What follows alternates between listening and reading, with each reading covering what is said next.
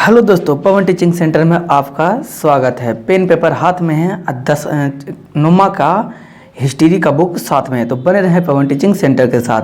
हम लोग पढ़ रहे थे फ्रांस की क्रांति थी। इसके पहले हम कुछ पढ़ चुके थे, उसको एक बार थोड़ा सा रिवीजन कर लेते हैं कि फ्रांस की क्रांति कब हुआ था। फ्रांस की क्रांति 1789 में हुआ है। इतिहास का क्या माना जाता है? युगांतकारी माना जाता है। यह था क्या?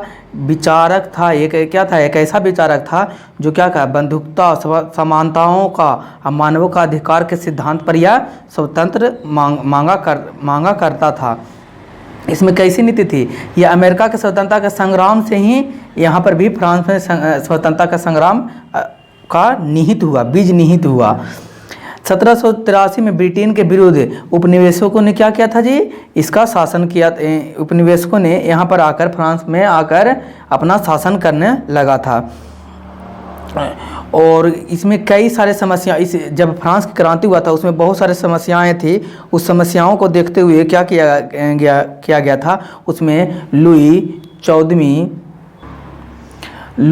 चौदहवीं जो बुर्बो राजवंश के था, वो क्या था? एक शासन था, उनका भी शासन था, उसका सिख पर था। लेकिन उसके शासन में एक आया 1774 ईस्वी में आया। कौन? लुई 16वीं गद्दी पर बैठा, जो क्या था? निरकुश था और बहुत ही फिजूल खर्ची था। यह बहुत ही फिजूल खर्ची था।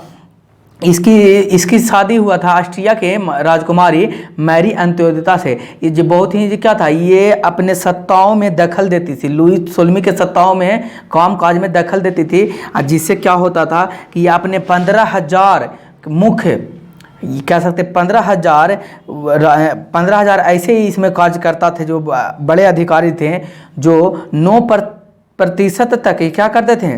9% तक पैसा लिया जा करते थे पूरा राजस्व का, और कोई काम भी नहीं किया करते थे। ये कौन था? मेरी अंत्योदयता के कुछ खास आदमी थे।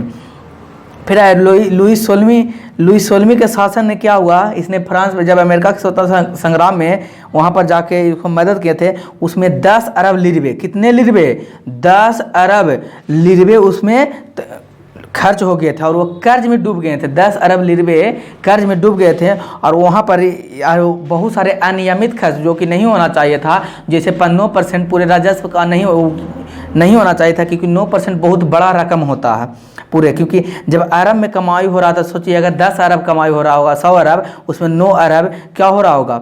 ये 15,000 व्यक्ति ले लेते थे बिना काम किए हुए हैं। इससे बहुत प्रभाव पड़ रहा था। और यह प्रभाव के कारण ही क्या हो रहा था? यहाँ के जो जनताओं थे, जनताओं पर क्या चीज़ का? टैक्स का बोझ पड़ते जा रहा था। और ये टैक्स के बोझ पड़ने के कारण यहाँ के जनता खुश नहीं थे। यहाँ के जनता क्या थे? नाराज थे। यहाँ तक हम लोग पढ़ चुके थे। इसके आगे हम लोग पढ़ते हैं दोस्तों। इसी तरीके से खाली आप सुनकर रिवीजन भी कर लीजिएगा, नहीं तो डेली अगर आपको 5 मिनट कराएंगे ना, तो इससे क्या होगा ना, आपको पीछे वाला भी क्या होगा? याद होगा, और आगे समझने में भी क्या करेगा? मदद करेगा। तो बने रहे पवन टीचिंग सेंटर के साथ, और लाइक और शेयर और सब्सक्राइब करना ना भूलें। लाइक करने से ये होता है कि आपको जब लाइक करेंगे तो आपका जो इसी पर 9th के पार्ट 2 जो वीडियो आएगा, जब लाइक कर देंगे तो इसको अपने जब यूट्यूब खोलिएगा तो आपको नीचे में एक खुद ब खुद जब अपलोड होगा इसका वीडियो, तो आपको दिखाई दे देगा। इसके लिए आप लाइक भी कर सकते हैं, सब्सक्राइब भी कर सकते हैं। अपने दोस्तों को प्रोत्साहन कीजिए सब्सक्राइब करने के लिए, और बताइए और उसे सब्सक्राइब करवाइए। फिर आगे, निरकुश राजतंत्र पर नियंत्रण का अभाव था। निरकुश राजतंत्र था, एक राजतंत्र, एक तो राजतंत्र मतलब राजा था, वो भी राजा कैसा था? निरकुश था। और नियंत्रण का अभाव था, नियंत्रण भी कर पाता था नहीं। यद्यपि स्टेट जनरल संसदीय संस्था थी। वहाँ का जो संसद का जो संस्था था, वो क्या कहलाता? स्टेट जनरल कहलाता था। लेकिन राजा की निरकुशता का यह एक बड़ा उदाहरण था। यह एक बहुत बड़ा उदाहरण था राजा की निरकुशता की। कितना बड़ा निरकुश राजा वहाँ का था। सन 1614 में के बाद 175 वर्ष तक कोई बैठक नहीं बुलाई गई थी। जो स्टेट जनरल में जो था, जो संसदीय व्यवस्था था, या कह सकते हैं स्टेट जनरल का बैठक कब तक, कितना दिन तक नहीं हुआ था, 175 वर्ष तक नहीं हुआ था। पहले भी हम आपको बोल दिए होंगे, आपके दादा, जिस प्रकार का दादा का, भाई का, चाचा का, सबका बदला लेगा ये तेरा फैजल, उसी प्रकार से जनता, फ्रांस का जनता भी बोलने लगा है ना, मेरे दादा का, पिता का, भाई का जो नहीं हुआ था सबका बदला लूँगा। किससे? लुई 16वीं से बोलने लगा। क्यों? क्योंकि 175 साल तक, यानी कि 175 साल में समझ रहे हैं आपके खानदान के कितनी पीढ़ी आए होंगे, चले गए होंगे, तो 175 साल तक बैठक नहीं हुआ। यानी कहने का मतलब बैठक नहीं हुआ होगा तो कोई भी नियम में सुधार भी नहीं हुआ होगा, क्योंकि सारा नियम में सुधार और नई नई व्यवस्था कहाँ से लागू होते हैं? ये सारा नियम में सुधार और नई व्यवस्था सिर्फ संसद से ही स्थापित होते हैं। जिस प्रकार से भारत में देखते होंगे नया व्यवस्था लागू होता तो संसद में पारित होता है, उसी प्रकार से फ्रांस में भी तो पारित होता होगा।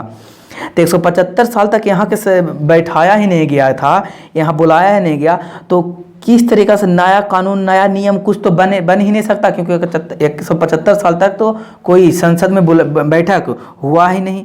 तो यानी कि बैठक नहीं हुआ, तो यहाँ पर भी क्या कह सकते हैं कि यहाँ पर जब बैठक ही नहीं हुआ तो कोई नियम, कोई रूल, कोई नई कानून तो नया आया ही नहीं। यानी कि 175 साल के पहले जो कानून बना होगा वही कानून पर आज भी वहाँ चल रहा होगा, उस समय के हिसाब से, आज का मतलब नहीं करा। लुई 16वीं की निरकुशता इस बात से पता चलता है कि वह कहा करता था मैं ही राज हूँ।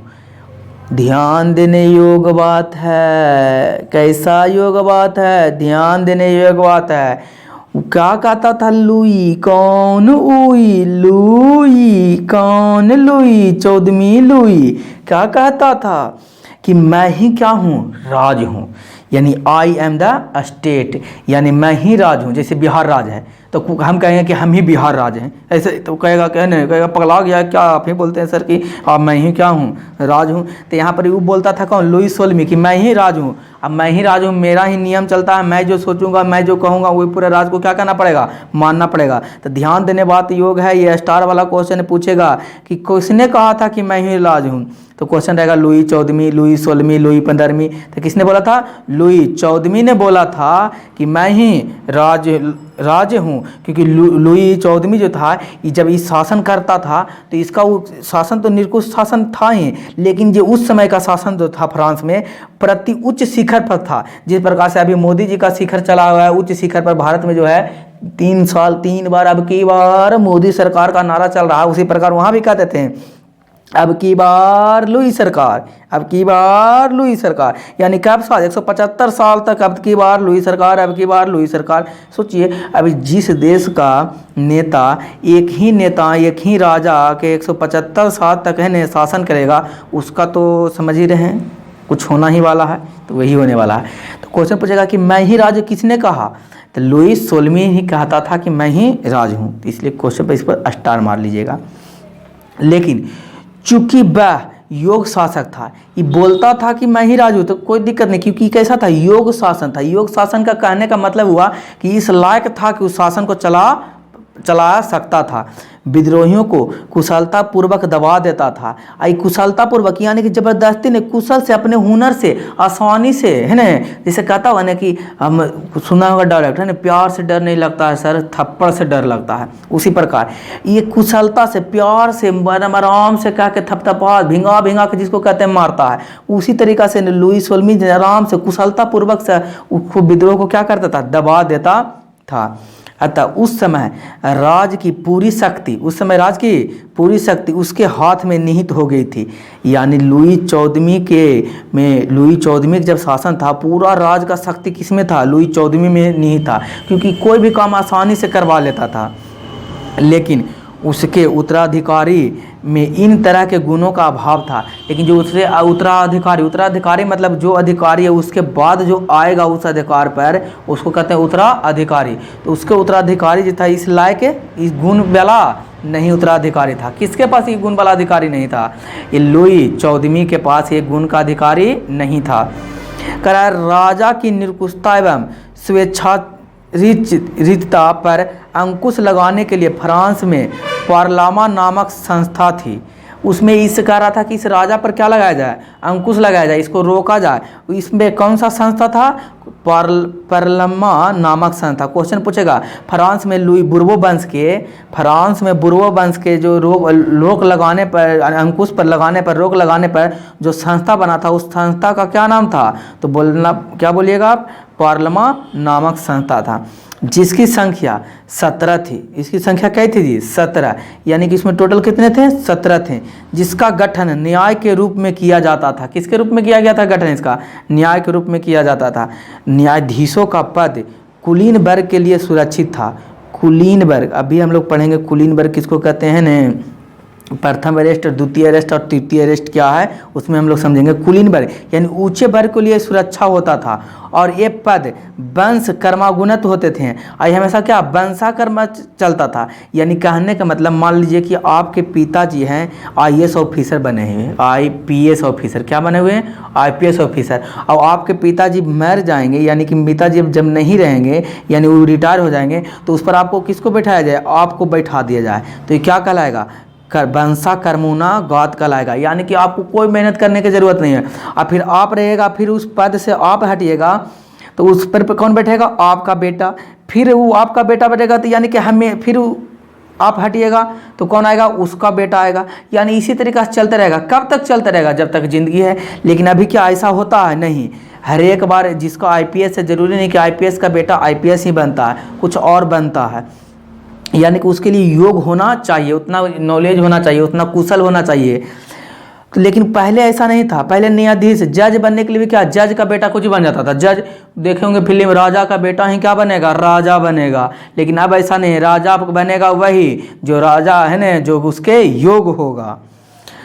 तो करा कि कर्मगुप्त होता है। आवश्यकता पड़ने पर राजा इन्हें पैसे के बल पर अपनी बात मनवाने के लिए बाध्य कर देते थे। अब बताइए, आप ही बन रहे हैं, आप ही न्यायाधीश, जज आप ही बने हुए हैं, और आपका जो भाई है, चचेरा भाई है, या चाचा है, चाची हैं, बुआ है, बुई है, मौसा है, मौसी है ना जी, कोई रिलेशन वाला में अपना गोतिया के, नैया के, चटैया के भैया कोई है, कोई ऐसा है, और वो क्या कहते हैं, वो कोई अपराध किए और आप जज है गए। अब क्या लगता है कि आपको क्या है ना, ज़्यादा कड़ाई सज़ा दिया जाएगा, जल्दी बेल मिल जाएगा।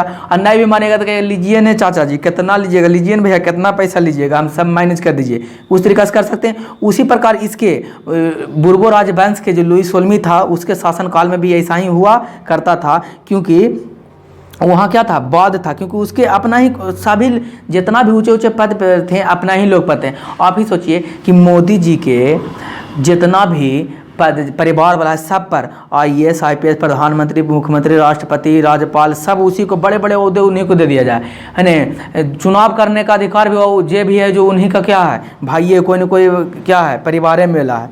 क्या लगता है कि कभी वो हार पाएंगे, कभी नहीं। क्या लगता है कि कितना भी वो क्या कर देंगे, घोटाला कर देंगे तो उनको कोई हराने वाला, यानी कि उनको कोई सज़ा देने वाला है नहीं। तो उसी प्रकार से यहाँ भी हुआ करता था, बुर्बो राजवंश में भी हुआ करता था। और नहीं होता था, पैसा दे के मनवा लेंगे। कौन क्या करता था, बुर्बो राजवंश के जो शासन थे, यानी कि कह सकते हैं कुलीन वर्ग के।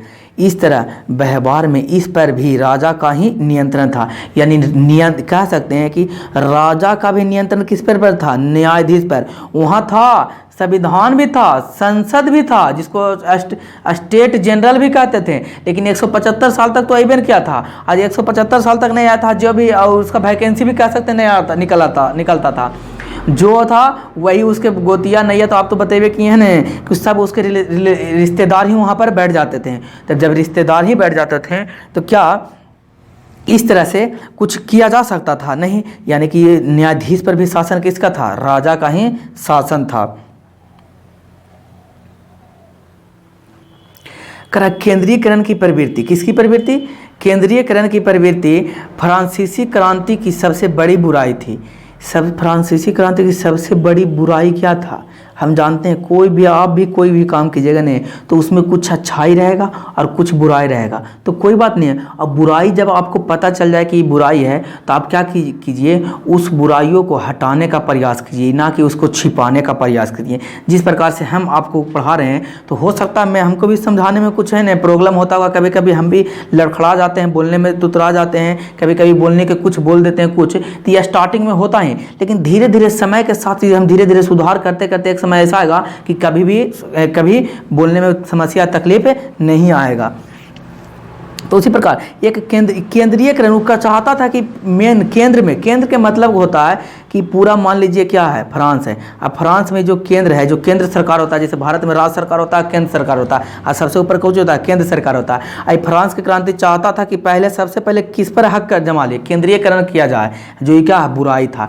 डायरेक्ट अगर आप चल रहे हैं छत्ता पर, आपको सेकेंड फ्लोर पर चढ़ना है तो पहले आप सीढ़ी के माध्यम से फर्स्ट फ्लोर पहले चढ़ेंगे, सीढ़ी के माध्यम पहला सीढ़ी, दूसरा सीढ़ी, first floor, second floor, third, तब तो आप जाएंगे। आई चाहता था कि नहीं डायरेक्ट यहाँ पर पहुँच जाए। तो बैंक तो है नहीं, फ्रांस के व्यक्ति बैंक तो थे नहीं, मेढक तो थे नहीं कि क्या डायरेक्ट उछाल कर क्या कर देंगे, पहुंच जाएंगे।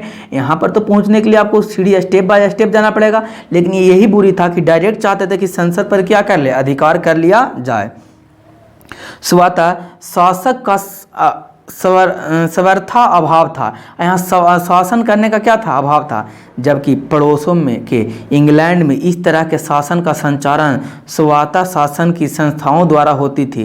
फ्रांस में हर जगह वर्साय के राजमहल की ही प्रधानता थी, यानी सब फ्रांस में हर एक जगह किसका प्रधान था, राजवंश।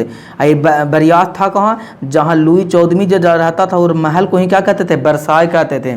तो ये वर्साय, यहाँ पर राजमहल का ही क्या था, प्रभाव था पूरे राज पर। जैसे आप मान लीजिए राज में रहते थे, इसका हेड तो कोई होगा, यानी डीएम के पास जाइए, एसपी के पास जाइए, फिर ना हो तो जज के पास जाइए। अब आपको पूरा एकीकरण रहे, कहने का मतलब पूरा, अब कोई भी थाना कोई भी केस हो तो आपको डायरेक्ट दिल्ली ही जाना पड़े तो कितना समस्या होगा। क्या आप जा पाएंगे, क्या आप केस करेंगे, क्या आपको न्याय मिलेगा? आप न्याय भी चाहिएगा तो उतना डेली है ना बार बार जाना आना संभव नहीं है। आप सोच लीजिए आपको जाति आय निवास बनाना है तो आपको कहाँ जाना पड़ेगा, दिल्ली भी जाना पड़ेगा। तो क्या आप बनाइएगा? अब 50 रुपया के जाति आय निवास बनाने में लग रहा है, जाए में हमको 500 रुपया खर्चा लग रहा था, क्या आप बनाइएगा? नहीं। उसी प्रकार फ्रांस में क्या था, पूरे फ्रांस पर एक ही जगह से पूरा राज को पूरा फ्रांस को चलाया जाता था। लेकिन अभी नहीं है। जैसे इस तरह भारत, मान लीजिए कि ये क्या है, भारत है। अब भारत में बहुत सारे राज हैं और राज में भी कुछ चलाने के लिए क्या है, मंत्री है ना, उसमें भी कुछ मुख्यमंत्री, मंत्री के नीचे भी विधायक है, एमएलए है, उस तरीके से उनके द्वारा भी शासन चलाया जाता है। और उसके नीचे भी कुछ डीएम है, डीएम के द्वारा भी प्रशासन व्यवस्था को लागू किया जाता है। लेकिन ऐसा फ्रांस में था नहीं। करा कि राजा के अलावे मेरी अंत्योदयता के द्वारा शासन का दुरुपयोग किया जाता था। राजा शासन का दुरुपयोग करते थे तो करबे करते थे, वो मेरी अंत्योदयता, मेरी नहीं, राजा लुई 16वीं के अंत्योदयता थे। इन्हें मेरी हो सकता है था कि आप लोग समझे कि मेरी अंत्योदयता है, ये मेरी नहीं है, किसके, राजा के। तो मेरी अंत्योदयता भी क्या करती थी, दुरुपयोग करती थी कौची के, शासन का। ये भी है ना नियम कानून से चलती थी, इसको जो मन में आता था करती थी। आपको जैसे पता ही होगा कि कुछ भी कर सकती है, जिससे जन साधारण की धारणाओं राजतंत्र के बिल्कुल खिलाफ हो गई। सन 1789 ईस्वी तक आते आते जन साधारण शासन में भाग लेने के लिए उतावला होने लगे। उस समय वहाँ कोई भी ऐसा संस्था नहीं था कि उसके उग्र मनोवृत्ति पर रोक लगाया जा सके।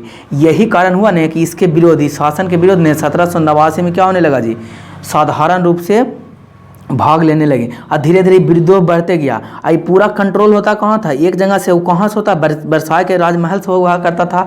लेकिन क्या वर्साय के एक राजमहल से पूरे फ्रांस देश में क्या नज़र रख पाना, शासन चलाना क्या संभव है? नहीं। तो यहाँ धीरे धीरे विद्रोह क्या होते चला गया, बढ़ते चला गया। और यहाँ धीरे धीरे इस तरीका के राज शासन पर क्या होने लगा, रोक लगाने लगा, या रोक होने लगा कह सकते हैं। करा सामाजिक कारण।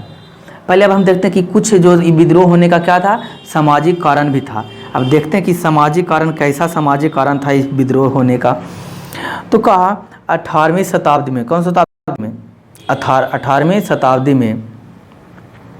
18वीं शताब्दी में फ्रांसीसी समाज 3 स्टेट में अर्थात श्रेणी में बटे हुए थे। यानी कि फ्रांस से 18वीं शताब्दी में फ्रांस कै श्रेणी में बटा हुआ था? 3 श्रेणी में बटा हुआ था। कितने श्रेणी में? 3 श्रेणी में। तो कौन कौन सर? प्रथम अरेस्ट में पादरी, प्रथम अरेस्ट, द्वितीय स्टेट और तृतीय स्टेट। कितने में? यानी सामाजिक कारण के बारे में हम पढ़ रहे हैं। तो कितने स्टेट में बटा हुआ? 3 स्टेट में बटा हुआ। कौन कौन में बटा हुआ? प्रथम स्टेट में कौन आता है?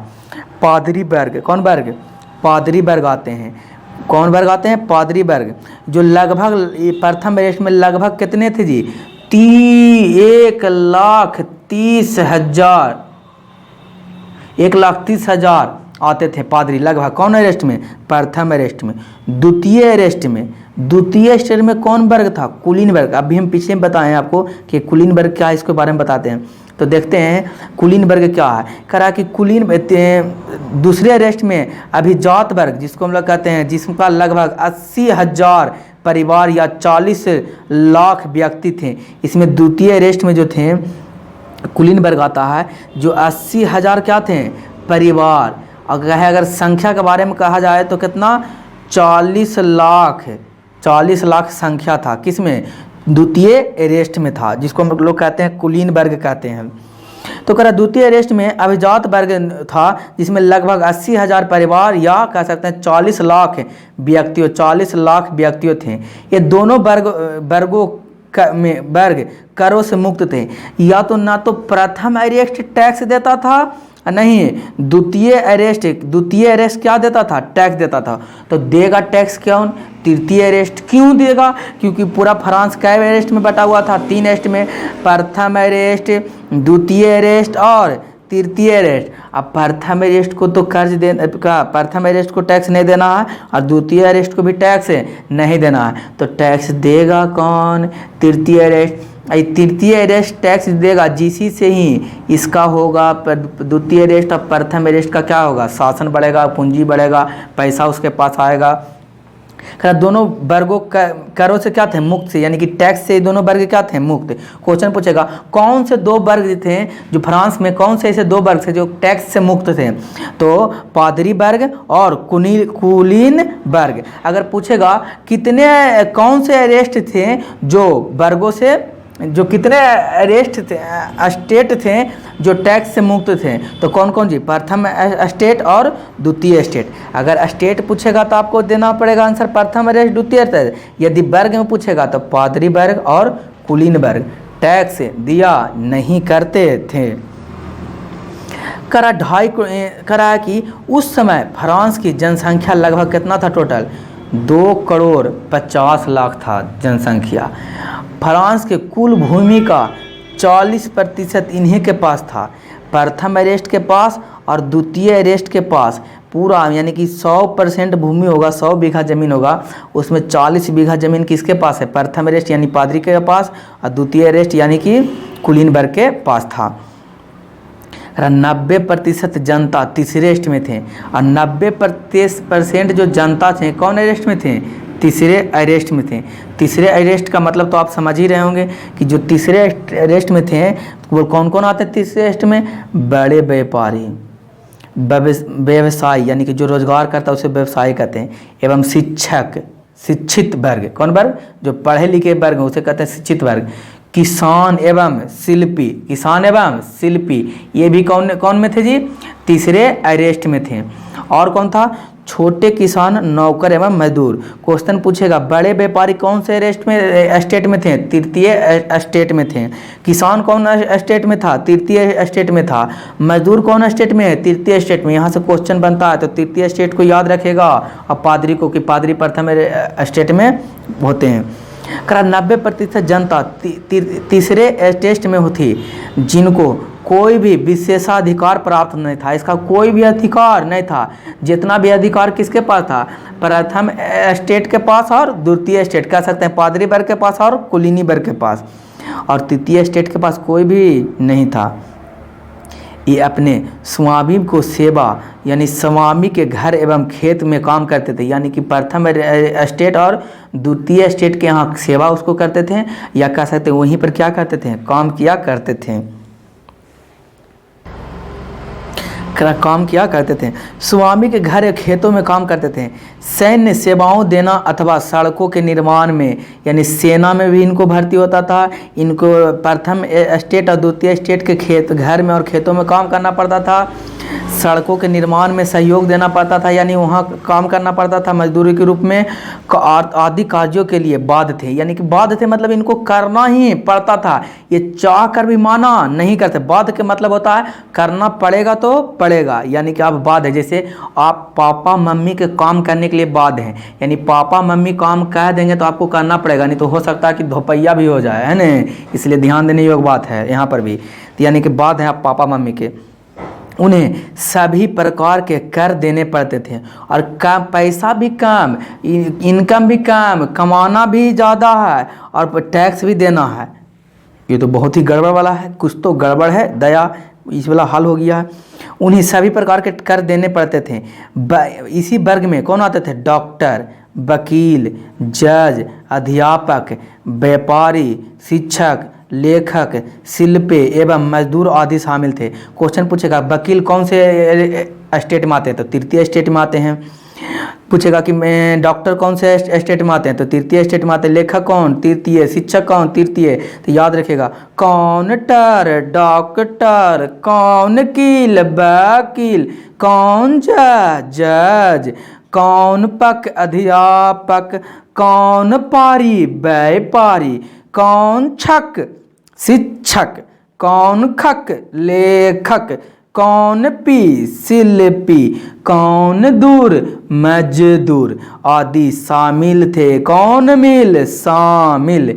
यानी कि याद कर लीजिएगा डॉक्टर, वकील, जज, अध्यापक, व्यापारी, शिक्षक, लेखक, शिल्पी, मजदूर सब कहाँ शामिल थे? तृतीय स्टेट में शामिल थे। वर्ग मध्यम वर्ग, कौन वर्ग? मध्यम वर्ग कहलाते थे। इस सारे को कौन वर्ग कहलाते थे? मध्यम वर्ग कहलाते थे। डॉक्टर, जज, वकील, शिक्षक, किसान, मजदूर मध्य वर्ग के कहलाते हैं, जिन्होंने फ्रांस की क्रांति में अहम भूमिका निभाई। ये इनका बहुत ही भूमिका रहा, यानी कि मेन रोल रहा, भूमिका निभाई। किसमें? फ्रांस की क्रांति में। मध्यम वर्ग में सबसे अधिक असंतोष था। आज जो मध्यम वर्ग में जो सबसे असंतोष मतलब नहीं, यानी वो असंतोष ना है जो खाते हैं तो संतोष नहीं होता कि खाते हैं तब, वो असंतोष ना है। यानी कि इनके पास जब काम भी ज़्यादा था, ज़्यादा ऊंचा पद पर भी नहीं रह सकते थे और टैक्स भी इनको देना पड़ता था, बड़ा इंसान को टैक्स भी नहीं देना पड़ता था। इसके कारण ये सारे बहुत क्या थे? दुख थे। यही दुख के कारण इसको कहते हैं क्या? असंतोष। जिसका सबसे बड़ा कारण था यह था कि सुयोग एवं संपन्न होते हुए भी इनके कुलीनों जैसा सामाजिक समानता प्राप्त नहीं था। ये सब लायक से शिक्षा के हिसाब से अच्छे थे, है न, पैसे के हिसाब से अच्छे थे, सभी हिसाब से अच्छे थे, फिर भी इनका वो सुविधा नहीं दिया जाता था। आप ही बताइए प्रधानमंत्री को कोई सुविधा ना दिया जाए, उसको भी नहीं कहेगा कि जाना है तो जाइए, आप है न बस से जाइए, ट्रेन से जाइए, तो क्या वो बढ़िया से कार्य कर पाएगा? पता चला कि उसको बिहार के दौरा करने पर आने पर है तो उसको दिल्ली से बिहार आवे में 2 दिन लगा। यहाँ तो आते हैं हवा नियन आते हैं, पानी नियन उड़ के चल जाते हैं, बह के चल जाते हैं, क्योंकि बिहार में कुछ आता है, बाढ़ आता है हमेशा।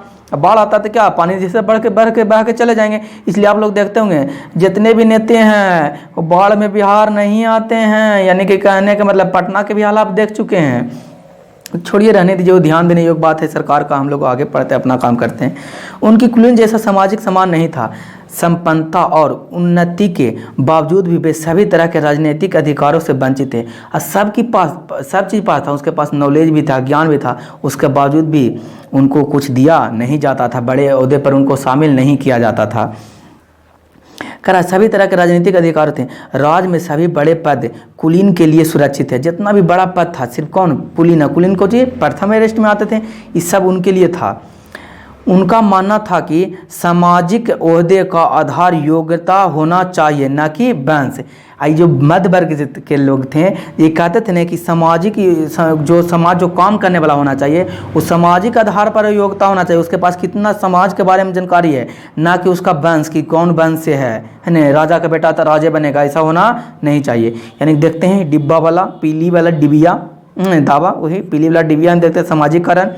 मध्य वर्ग राजनीतिक अधिकारों के प्रति सजगता था, यानी कि मध्य वर्ग राजनीतिक कारण बहुत एक्टिव रहा करते थे। सामाजिक असमानताओं से असंतोष था, इस सामाजिक से इनको दुरुपयोग किया जाता था, इनको दूसरा वर्ग में रखा जाता था। कृषकों की दयनीय स्थिति बहुत ही क्या था, खराब था उस समय जब राजा लुई थे।